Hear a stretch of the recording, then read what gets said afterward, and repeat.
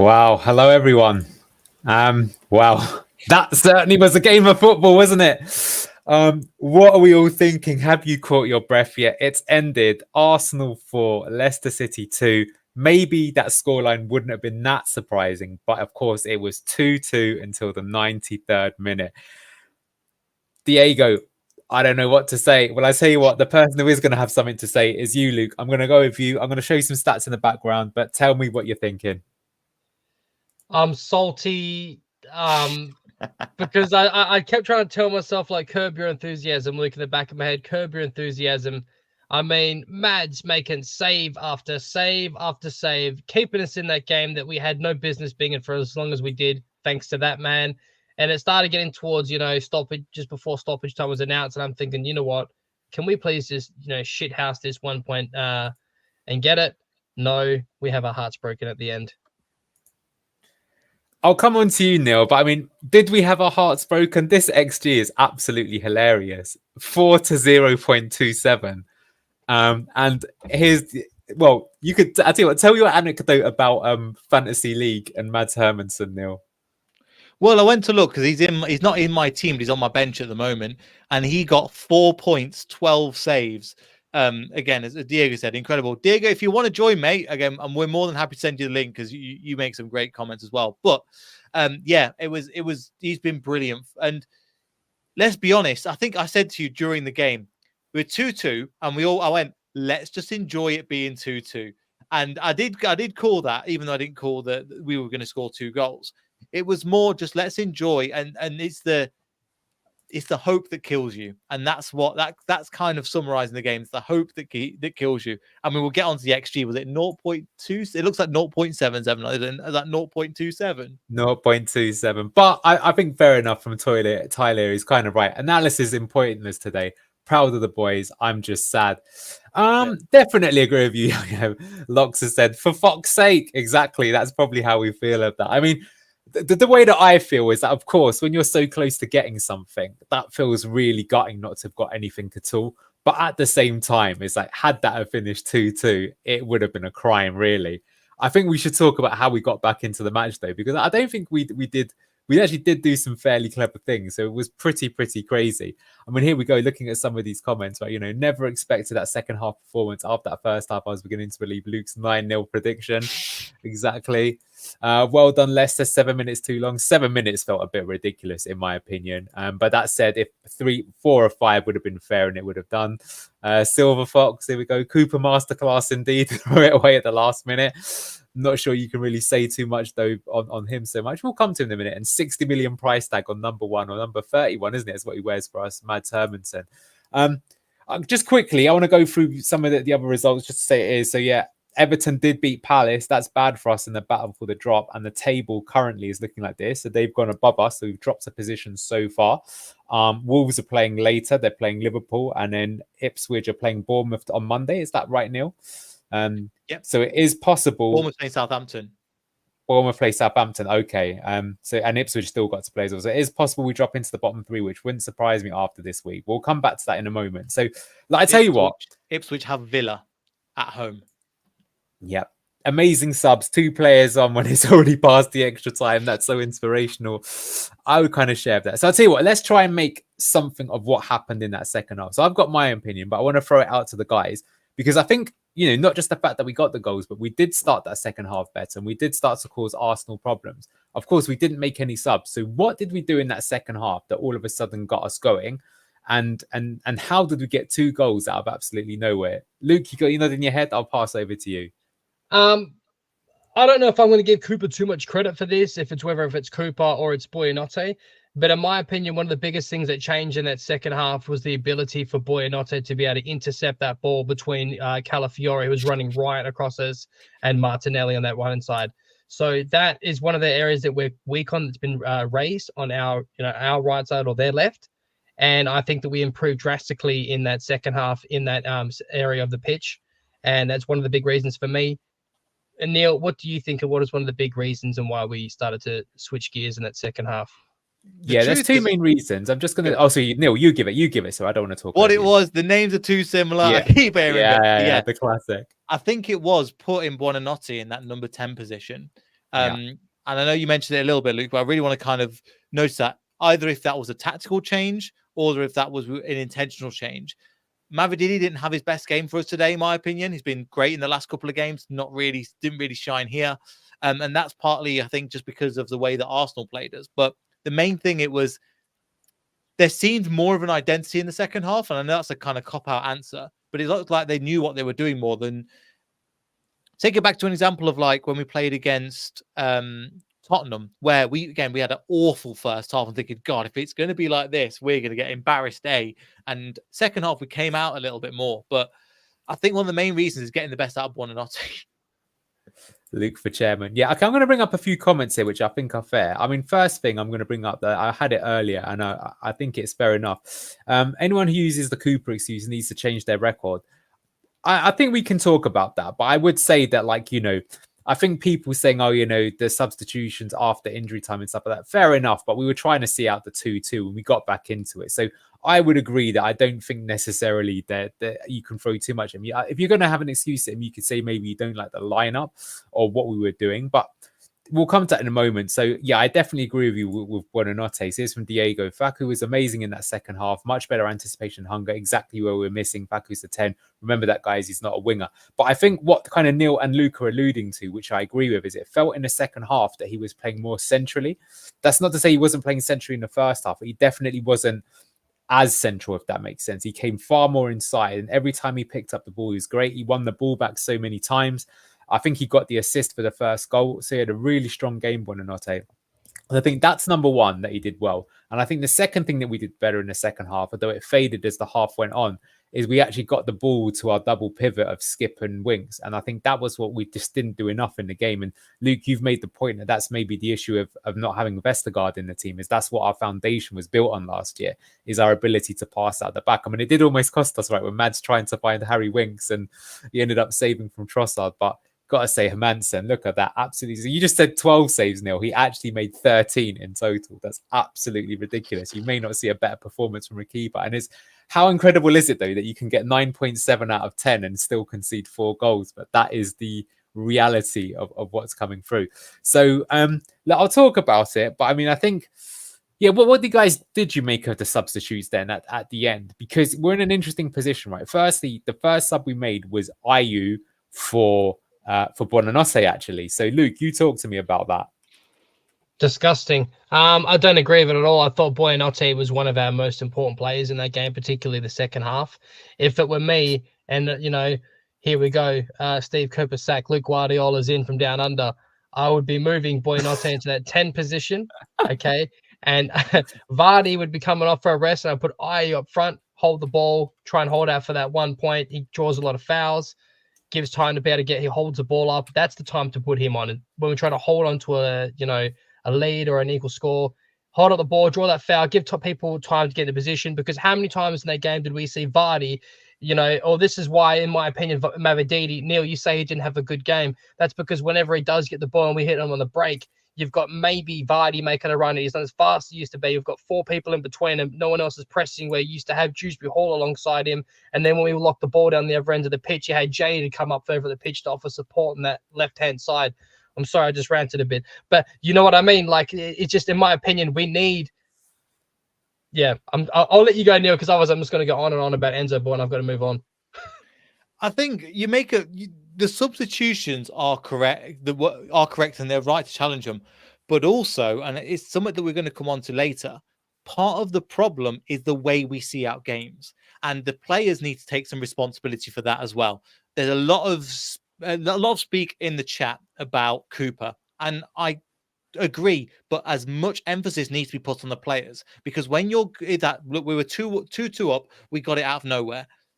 There was a time earlier on where D should have just bolted to the corner and played again the dark arts, and we've done this before. When we won the league, and I'm not saying, we have to be like when we won the league. We did this really well. The manager would be like, look, run into the corner, keep the ball, and we'll get the game sorted out. And I think partly the players are to blame for this. So I agree, the substitutions haven't been good enough. We're going to get into more detail as well. But the player needs to take ownership for this as well, because it's not all on Cooper. You have to go out there, and when things aren't going well, we've got a 2-2, And we know they're going to pile pressure. This is Arsenal. They've done this for 5 years now under Arteta. What is the plan? Right, we've got to kind of conserve it and be the hard. We don't want to just take a draw. We want to deserve that draw. And part of that is actually going out and taking it, even if we don't deserve it. Is that note, Neil, not on the manager? Because I'm thinking around 80th minute, Hermansen had an injury and there was enough time to speak to the whole team. I'm going to go through a few comments here that I think make my point for me. So Joe said, regarding Ayew, that no, we needed a goal threat on the break, not a free kick winner. And I'll remind you that in the 90th minute, when it was 2-2, the ball breaks and we actually had a sequence where we were 4-on-4 against Arsenal. When it comes to Ayew and he had the touch of a donkey, that's to quote Luke with his amazing football analysis there. And it just went off and they recovered the ball back easily. And if that had been Fatawu or somebody else, it would have made a big difference. Diego has said, like, I can understand bringing Ayew because he's strong and it means hold up play, more possession of the ball, etc. But he didn't do that. Like, I thought if you were going to do that, maybe he should have gone up top for Vardy. That would have made more sense.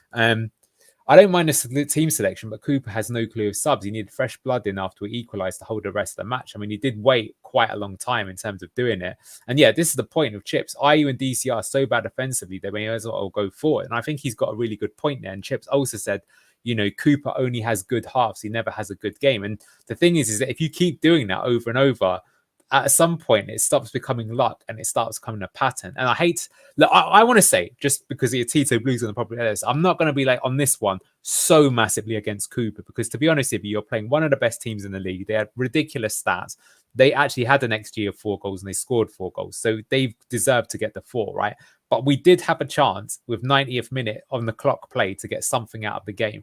And we did two things, a lot of things that were bad. So you said it there, Neil. Yes, the players need to take more accountability, but you as the manager have got to come on and tell them what to do, right? To play it out, not to just to give it away, but like when you get the ball, keep hold of it, cluster around it with 3 of you, make them foul you, right? Like play out. Like, for example, why not put another centre back on then? Right? Against Crystal Palace, he put Connor Cody on, but today he's decided to go like for like subs everywhere, but made it worse. Yeah, Chips was saying, Ayew and DCR are so bad offensively, they might as well go forward. I brought that before, and DCR is not a Leicester player. And that's what I'm saying. Maybe you could make different changes there in order to kind of give you something. Ayew has a chance to do what everyone says, can hold the ball, takes the worst touch ever. 2 minutes later, they scored, is kind of my point. So they're my kind of comments on the subs. I'll let you talk about a little bit more before I kind of go into some more of the players. What do you make of that statement then, that actually we could have done better substitutions there? We could have, but what the reason why I'm commenting on that is because all I'm seeing in the chat is just Cooper. And yes, it is a fault. And again, Ricardo is another thing. And again, another game goes by, not a single Premier League minute from him. But that's all it is. I just want to come back to the comments and go, look, it is, and Cooper does deserve it, but it's not just all on him and going, oh, it's his fault. Yes, it is, but the players need to take responsibility. If it was the players not playing the position, or if it was just the manager making an absolute mess of things, let's be honest, we didn't really deserve anything out of the game, and we didn't by the end score, but we got 2 brilliant opportunities to get back into the game. Appreciate that as well. So yeah, make sure you subscribe down to Luke as well. But yeah, we've got to make sure to again get the most out of it, because it's frustrating. But at the same time, we all knew we were going to come out of that game with 0 points, but it's how we've managed to do it and how close we were to really understanding that. And part of it, as we'll probably come on to later, has been the goalkeeper and James Justin. Yeah. Just guys, we've got over 112 sadomasochists that have come in after watching that. Thank you so much. Would love it if you could like and subscribe to Beyond the 90, LCFC Down Under, and for Fox State TV, which you're wanting on there. Luke, talk to me. What do you think? What do I think of what the subs? Yeah, the subs, and if there is a case to be made for the coach, or are we being too harsh? Because I mean, look, here we go. Fox has had a 0.26 XG. I think it's 2.7. Crazy to get 2 goals. So very much against the run of play. But talk to me. Yeah, again, look, you can say donkey subs again from Cooper, but the problem is, like, there was a comment someone put up earlier about we needed a goal for it. But the problem is, who do you say Vardy's puffing, right? Who do we have as an option to sub for him? Edson Odoard, whatever his name is, was garbage against Walsall. Probably like pretty desperate, loan option in my opinion. Or you have Ayew, and that's it. Or maybe you move Mavididi into that top position. So other than that, in terms of, we'll get onto that in a sec, right? But in terms of up top and goal threat, we've got not much options. We're limited, right? Yes, I know I had the touch of a donkey.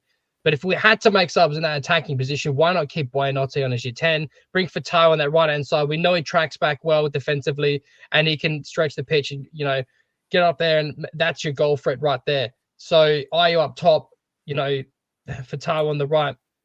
Now, this man here is like free Ricardo is huge. Now, in my opinion, if we were to play the back five, we could put JJ on that left side and centre back, which we've seen him before.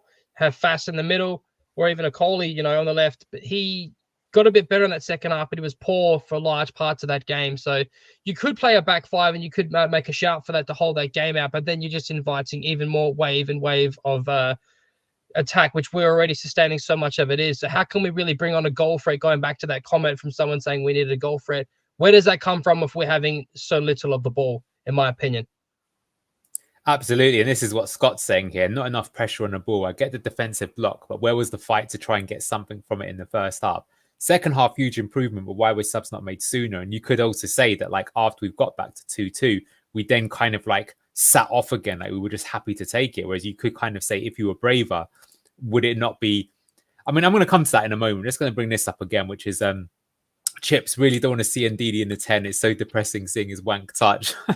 I know we really don't like him there. I think we did say that in the first half, that we felt in this game he wasn't that great at holding it up.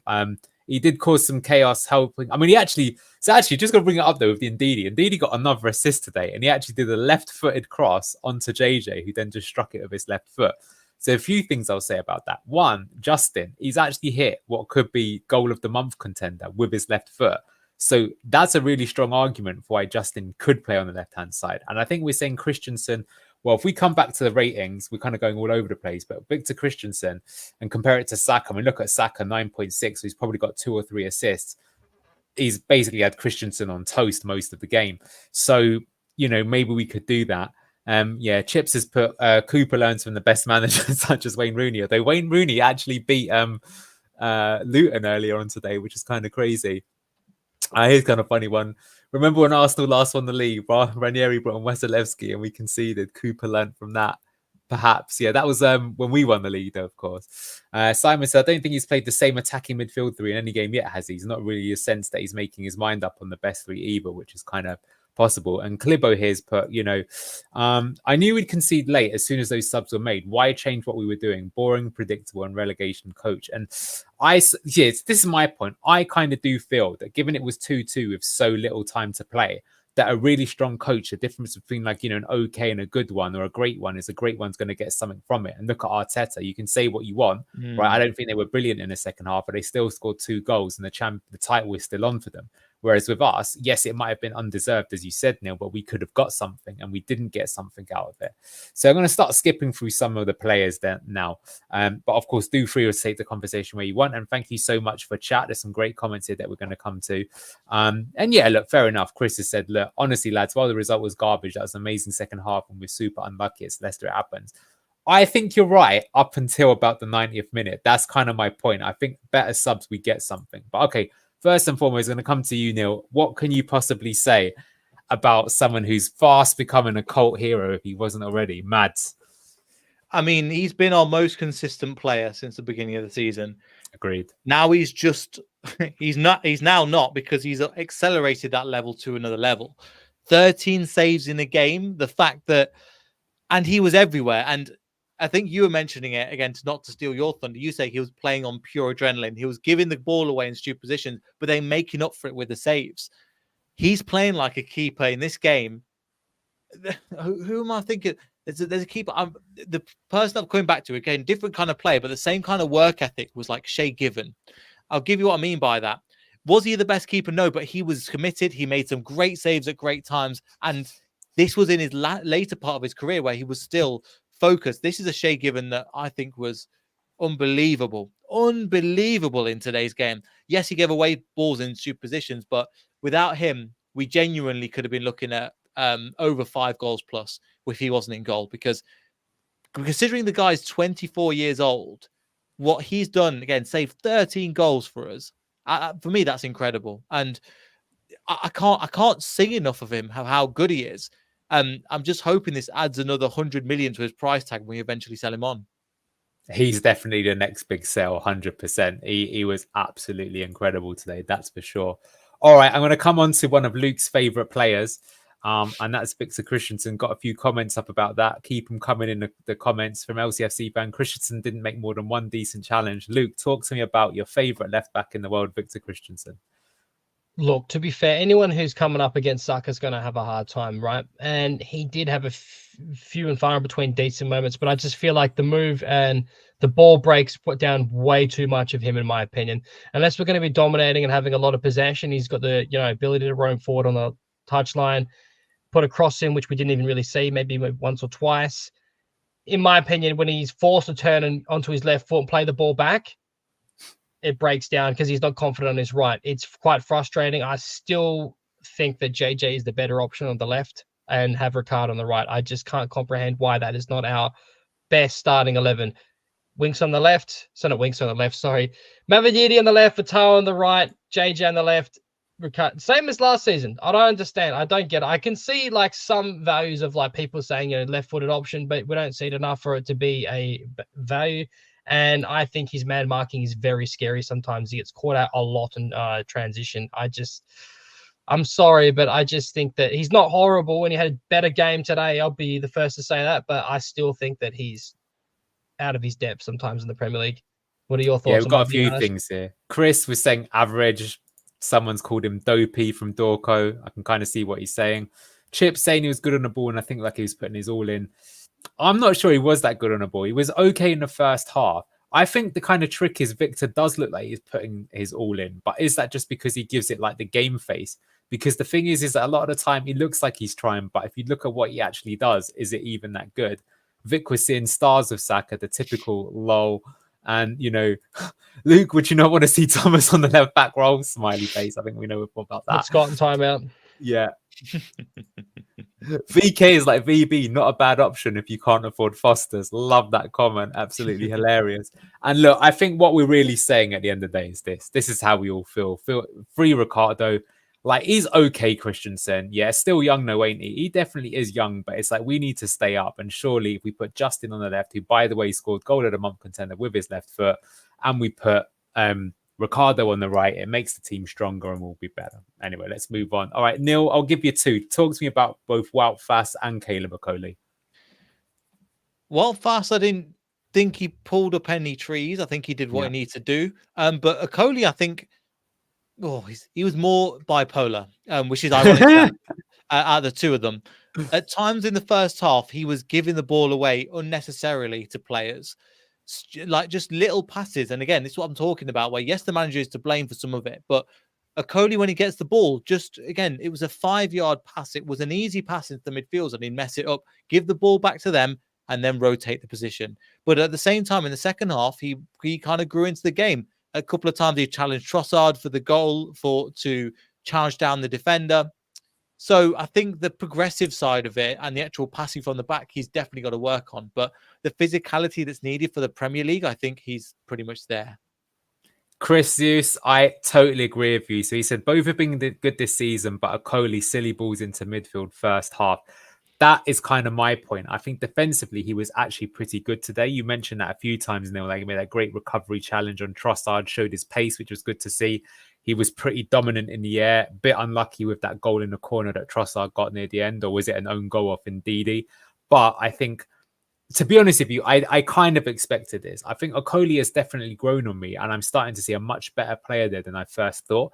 But I did think in a game like today, he may well struggle against a team who's so good at pressing. And I think he did. And he basically, when he had the ball, and I think what's worse is a few times when he gave the ball away, he actually had time.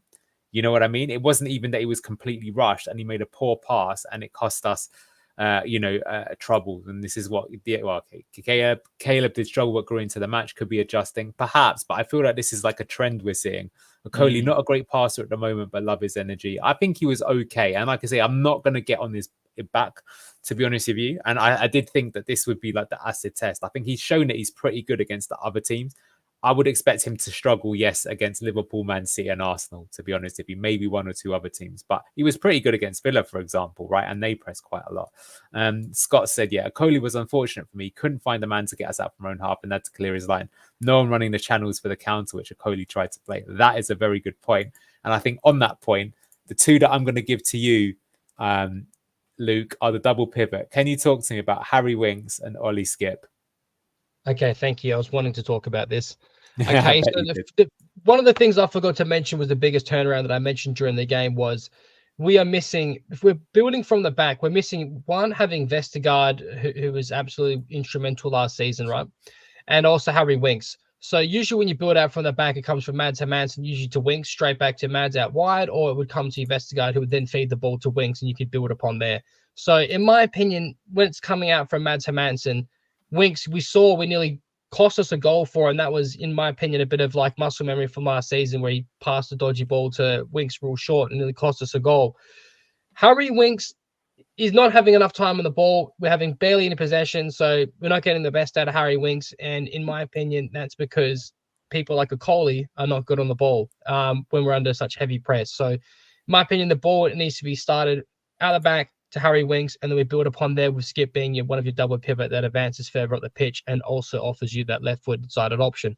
So teams like, let's say hypothetically Bournemouth, that is how I would start to build out from the back between those two.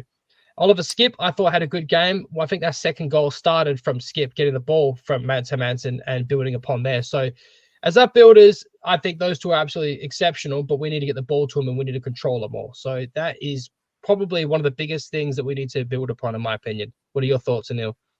I totally agree with you. I'm going to bring up some comments, but I think you basically said everything I would like to say. So they said Rated said clear Winks isn't happy under Cooper. Sounds like another average performance. And I think it is fair to say it was a bit of an average performance from him.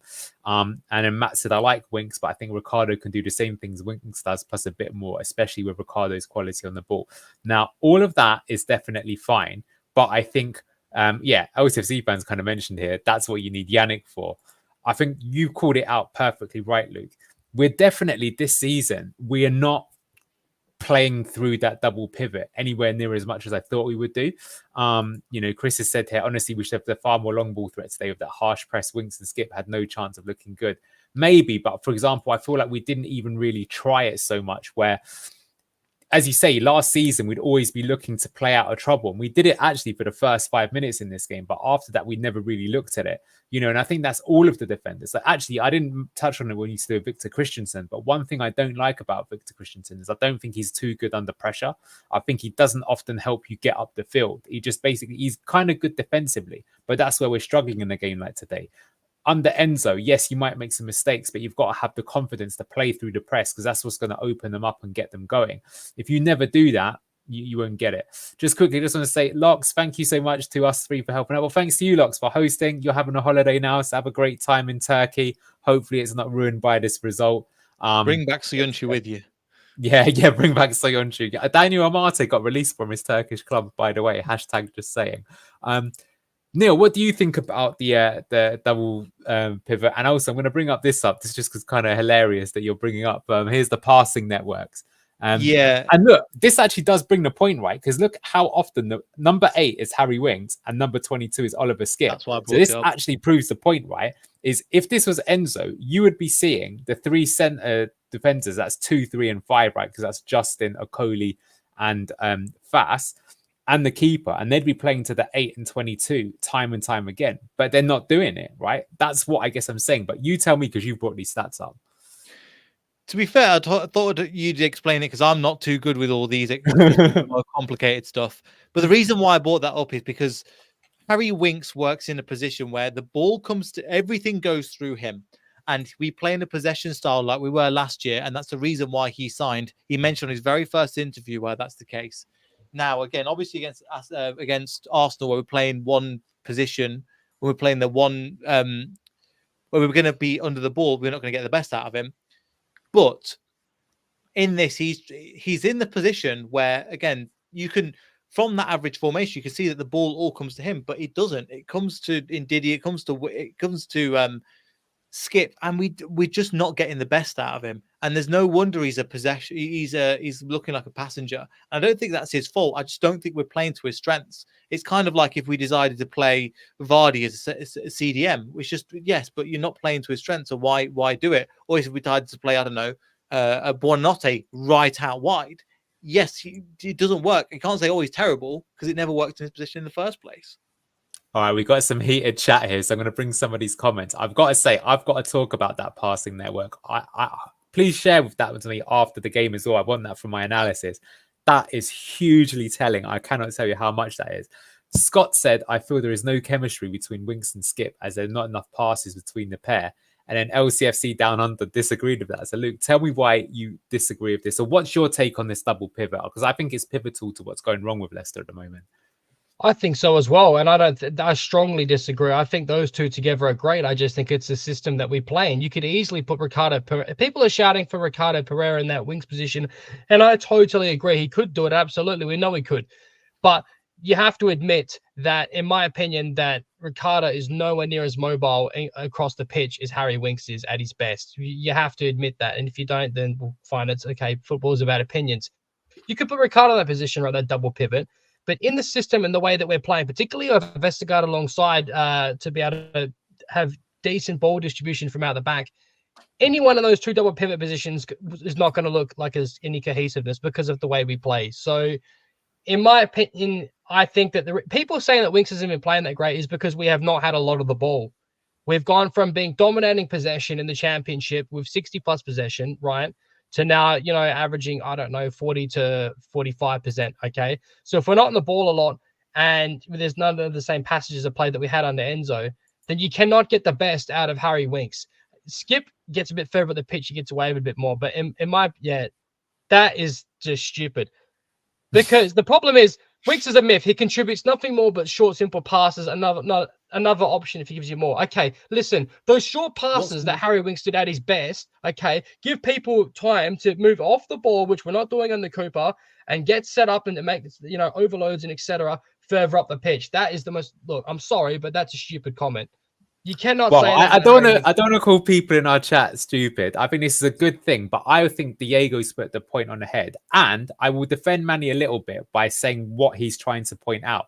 I think you could make the argument that in the way that Cooper is using him, actually Harry Winks is not contributing much, right? Mm-hmm. But what Diego is saying, and what I agree, is that it's because we're not using him correctly, whereas under Enzo Maresca, we did. So the Winks hate is so fucking forced. It's a message by people who don't understand football. That again might be a bit harsh, but I think he's saying. But yes, I will tell you right now. This will feature in my analysis, right? So this is basically the problem, and this is why we've struggled in this game. Is that I'll try and find one actually from last season. If you could help me with that, Neil, with Maresca.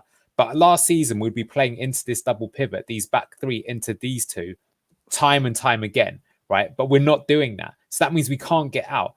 There are other ways you can play. If you look at Spain playing in the Euros, what they would do is see where Victor Christensen is here. He'd actually be right on the touchline. And number 2, Justin, would also be on the touchline. And they would play out from the back in this kind of like large square, which was really clever from what they've done. So basically, we're getting the ball. We can't play out of trouble. And then we turn the ball over. And then that's why Arsenal have a ridiculous field tilt. And look at Arsenal's passing network. That's absolutely absurd.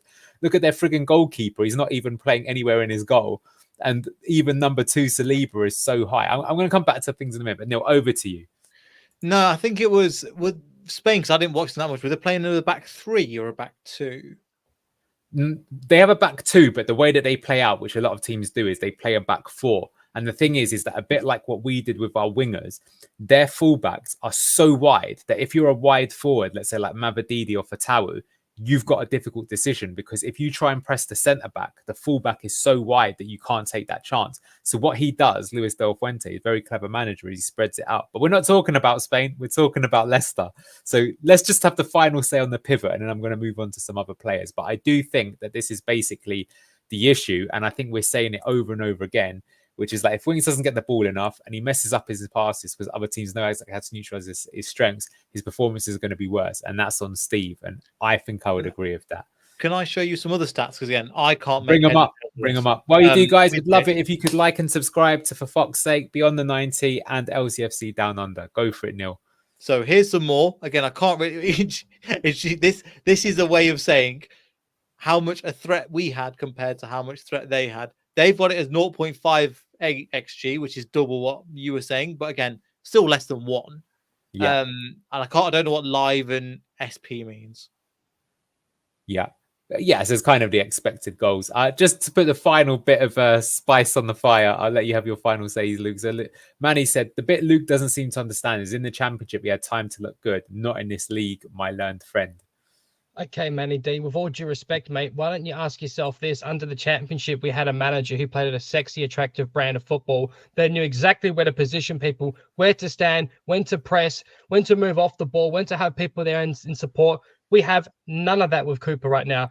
We barely have an identity as it is. So with all due respect, yes, I completely understand what you are saying about the championship and having more time on ball, and a lot more people were parking the bus against us. But you cannot say that under Enzo, and building upon what we had from last season, that you would not get a lot more out of Weeks and have more time on the ball. Just saying, playing of a back three, just saying. All right, we're going to move it on. Thanks for sharing that, Neil. We're going to make that a part of the show, I think, from every week from now on. So let's move on. I'll hand this over to you, Neil. Steffi Mavadidi, what did you make of him? Didn't really see him too much, did we? Again, there's some games where he goes missing, and that's okay. I just don't think I think the way that we played when we have Leicester possession, we were looking for him, we didn't find him. And if everything where we were getting space is through the middle, so Wilfred and Didi and Buonanotte with the 2 seconds of touches and time they had on the ball, it wasn't his fault, but he didn't really do anything today. And I don't blame him. I just don't think that the way that we played today really played to his strength, which is one-on-one running at a man. Yeah, exactly. Buonanotte, we've covered. What do you make of Jamie Vardy? Non-existent again. Same thing with, I don't blame Jamie Vardy for not playing, but you meant a good point. I'll throw it back to you when we were playing. He's underrated in certain aspects, even in this game where when other people are playing Leicester City, it's still yes, but Jamie Vardy's playing. Do you want to go into the point you made? Yeah, I was going to say actually that for as much of him not touching the ball, I think Vardy actually did pretty reasonable. So in the first half, the only thing that gave us any sort of goal threat with our 0.07 XG was Vardy got it. He held it up really well, and then he did a really nice curved chipped, floated pass over to Justin, who took a touch and then went for a shot. So that was pretty decent. And then in the second half, he got the ball quite a few times. He held it down. This led up to it's actually our best move of the game, if I remember it correctly.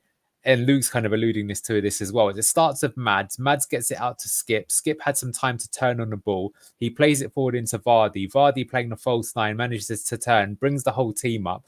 We end up, I think Buonanotte gets the ball. It gets, fouled. And then that leads to or it might be the Ndidi crossing over. Anyway, that was when it was good. And that's basically, really, really, I think, useful for us. So I think he actually proved himself to be not too bad at all. But the issue is, as we're kind of saying this, although, Diego's saying here, Edouard Jadon's to be started this match, IMO would have given us more. I think I agree with you, Neil, that I disagree with this. I think Vardy was very good in holding it up, but the issue is we just couldn't get the ball to him enough, which we've shown with the passing networks because Arsenal didn't allow us to get going. And this is what I want. Again, agree with Diego a lot of the time. I don't think that was the case because this is something that people from the outside that don't watch Jamie Vardy will say time and again, where he plays on the shoulder. He's only got one trick pony. He wouldn't have as many goals as he's currently got if that was the case. Jamie Vardy's, again, the ability to drop deep and the fact that he's playing 90 minutes, let's be honest, the fact that he didn't get substituted speaks. Would I have substituted him? Should he have got substituted? Yes, I would have. But again, we just didn't get enough possession for it. We probably should have substituted him for Ayew and allowed Buonanotte to push forward instead of playing Ayew as a 10, which again is another thing that I have against Cooper because out of all the number 10s we've got, you choose John Ayew, who isn't a number 10. Anyway, that's part of it. So I'm still impressed with Jamie Vardy every game because the name in itself will harry defenders. What I mean by that as well is that I spoke to other fans, even the fans that have. So the fan from Chile that I actually interviewed on the show a couple of years ago now. He mentioned when he wears his Leicester City shirt, they recognise Vardy before they recognise Leicester City, and that shows you that I'm not saying he's bigger than the club. Leave Jordan Ayew there because he's his favourite god today.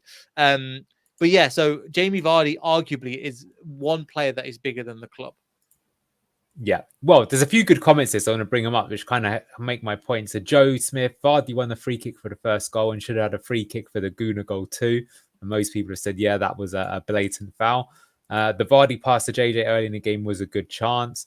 Yeah, here's the thing though, Klimo. Yeah, but this is the thing. He's 38. He shouldn't be playing 90 minutes. Totally agree. Dorco, Vardy is our most intelligent player, which is hilarious for a Red Bull chugger. I think you're probably correct. Also seemed to lack confidence played between the lines without Arsenal to retrieve the ball back high. Yeah, that's the story of the game. Diego, yeah, of course, Vaz knows how to play. Strengths at his age, he's amazing. Well, look, I tell you what, to wrap things up, I think we've talked a lot about it. The Winks debate is an interesting angle that we've gone down that I think is, I think we've got to bottom to. But let's end with Steve Cooper then, right? Obviously, some people, I wouldn't say they've got agendas, but are not necessarily his biggest fan. But we played that game in the end. I mean, look, first and foremost, I think most teams who go to the Emirates this season are going to lose. That's a fact. I don't think there'll be many teams that come from a 2-goal deficit to get back to 2-2. The guys did put in a lot of hard work, I would say. I do think the big thing that kind of keeps coming out though is that when we attack, we can score goals, Leicester, but we don't really do it so much. So I'll let both of you have your kind of talking about. So Steve Cooper, what are we thinking? And let's judge him specifically on this game rather than the overall season. And I'll start with you, Luke. Well, you already know my thoughts. I want him gone. I think, look, he get a bit of a free hit with this Arsenal because of, the absolute depth and how well managed they are with Arteta. Fair enough. But in my opinion, if he loses the Bournemouth game is his last chance for me because I see no progression whatsoever. I don't want to see him any longer than that. If we lose that Bournemouth game, gone. See ya. Let's get someone else in ready for the international break and have time to work with who we have. That's not international duty. In my opinion, we've gone in cheap. Maybe no one wanted to come because of FFP and a points deduction hanging over our head, but he is a donkey, and I think it's a complete regression of our last season, and it scares me, and I don't want him at this club, to be honest with you. And I had that opinion before this game, and I still would have said it even if we had to draw this game. Let's see what happens of the Bournemouth game. Sure. I want him gone. Fair enough. I'm going to bring up Matt Buckland, although this could be Luke's alternate account. I'm not entirely sure. I agree with Luke that Cooper's instructions to the players aren't sophisticated enough, which is why none of us can clearly define Cooper's style. Also, his substitution patterns are predictable. I think that's a really good comment, actually. Is it the players need a translator to get the game plan to be in effect at the start of the game? Fair enough. Chips has said, I thought Arsenal would be a free hit, but being 2-2 at 90 and bottling it makes it not a free hit for me, which is fair. Joe Smith, I think this is a really good comment as well, actually. Cooper, he did better, but he could do better, which is fair enough. Neil, what do you think of Steve Cooper? I think the Joe's comment knocks on the head. Yeah. And also, I think he did, again, the first half, we didn't get it right at all. Felt a little bit sorry for ourselves. And actually, we started to come out and play. And part of that because Arsenal didn't know what was coming into the team. Now that we're playing this kind of, now that we the substitutions they made didn't make sense. Let's be honest. Buonanotte was our going for, again, obviously Mads Hermansen, James Justin will get their credit. Buonanotte we've not spoke about and how good he was in this game.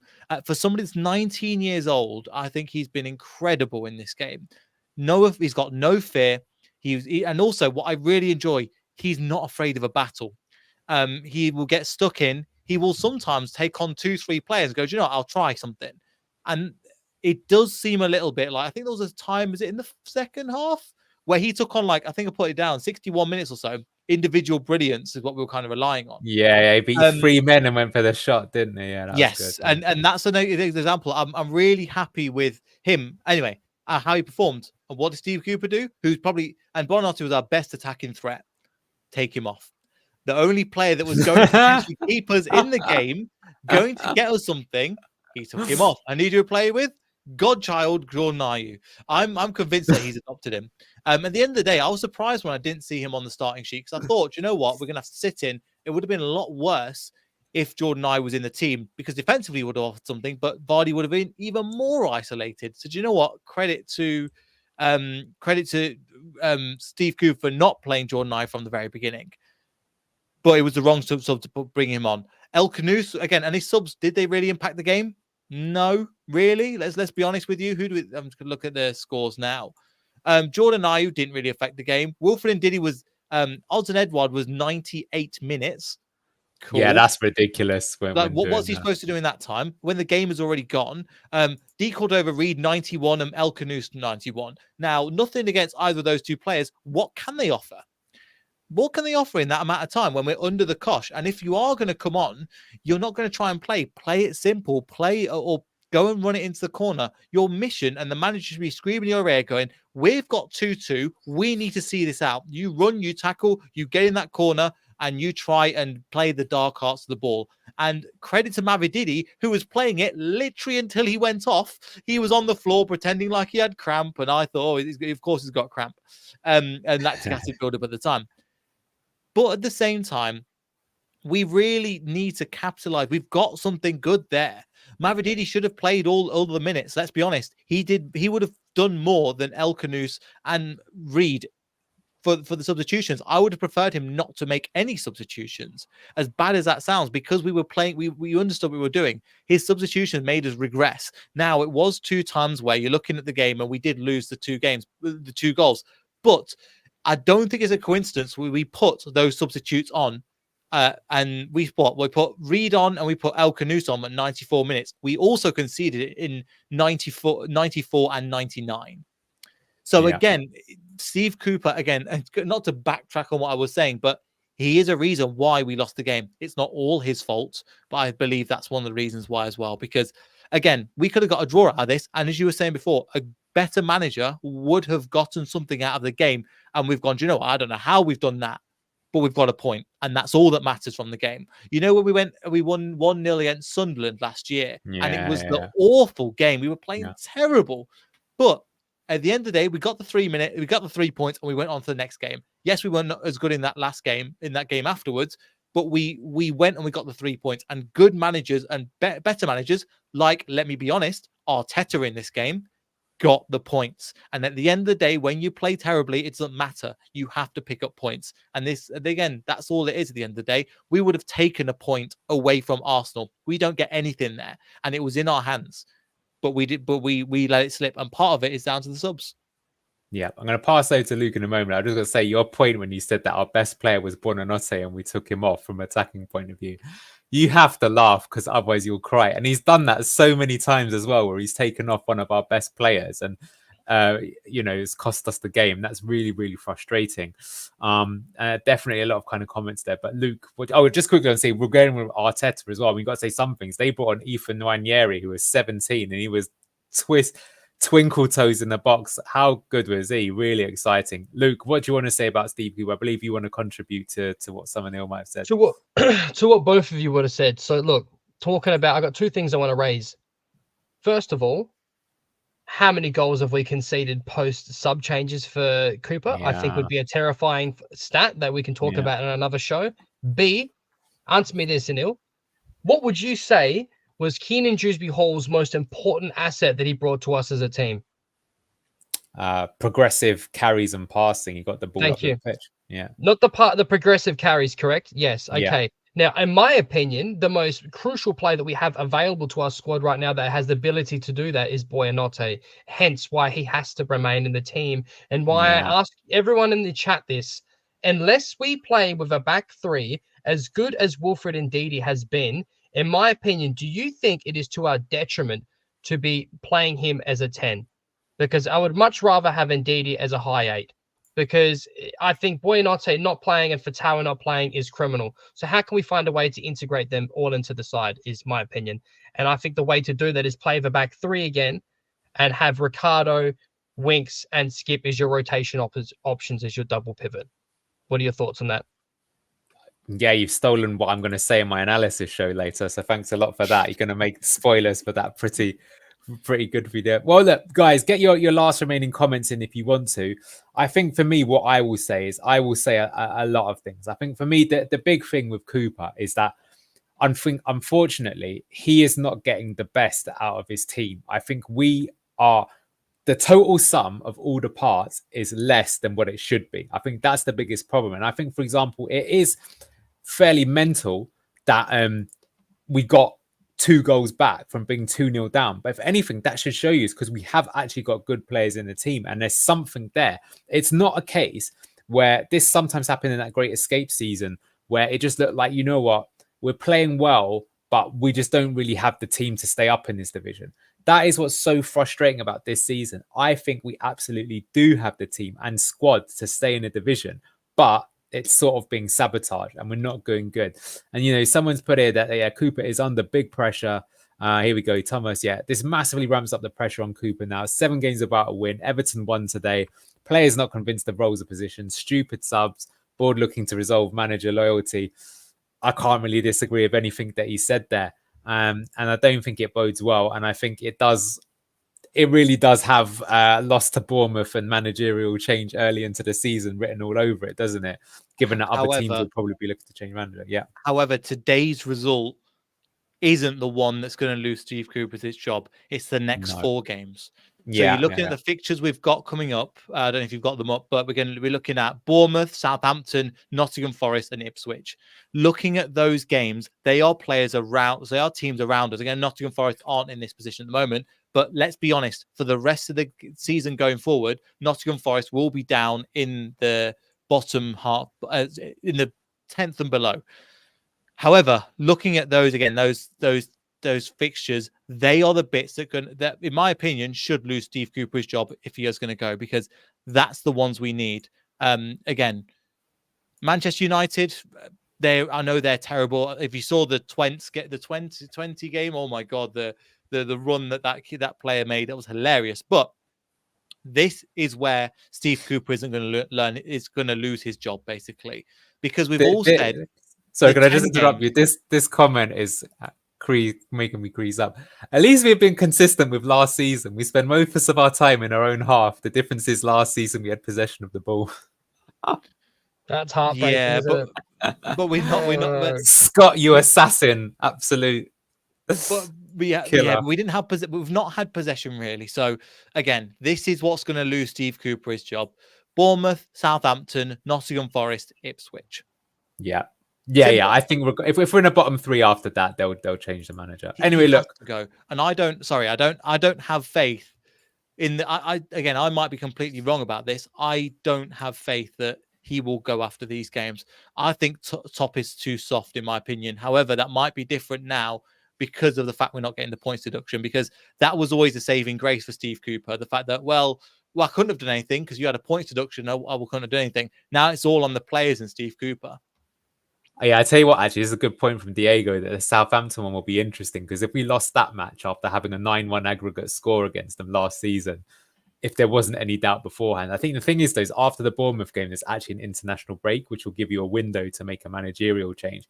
We'll have to follow what happens with the Wolves game, because Graham Potter, I don't know if you've seen, but he's basically shopping himself around now, which is very interesting. Chips agree with you. Top is too soft. He's not half the man his dad is.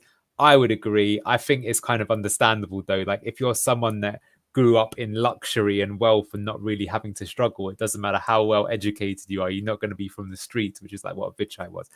But look, guys, I'm going to leave it there. Thank you so much. So many people, over 100 joining the chat. It's been a pleasure with you always. All in all, what an epic game. Somehow from 2-0 down, we get ourselves back to 2-2, but Leicester managed to conspire to give it away right at the end with 2 goals in injury time. Arsenal take it 4-2. Bit of a tough one to take. Maybe, though, the XG kind of says we got what we deserve. Thank you so much. This has been for Fox 8 TV. Please also like and subscribe not only to myself, but Neil at Beyond the 90 LCFC and Luke at Leicester City Down Under. Thanks once again, if he's still here, to Locks at Blue Tinted Glasses. You probably knew the Blue Tinted Glasses on if you're still in the Cooper in camp, in my opinion. And with that kind of very raucous comment, I'll leave it there. Thank you so much. Take care and see you next time. Bye-bye.